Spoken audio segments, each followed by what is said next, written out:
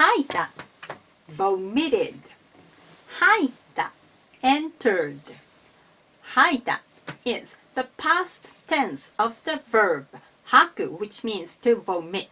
入った is the past tense of the verb 入る which means to enter.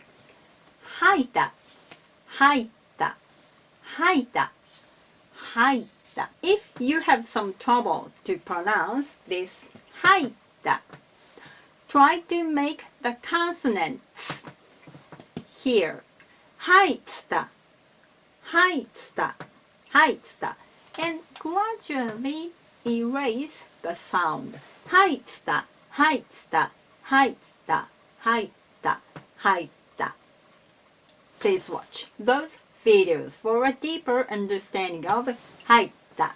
家に入った means vomited in the house.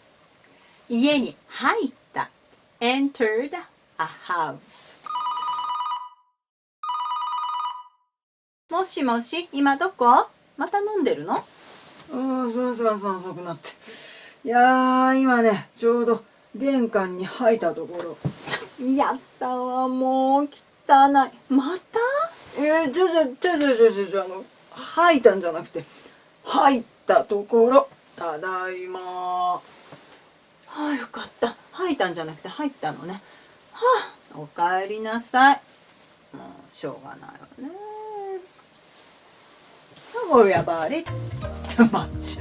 This is just an example of the Japanese pitch accent. Good luck with your studies. 頑張ってください。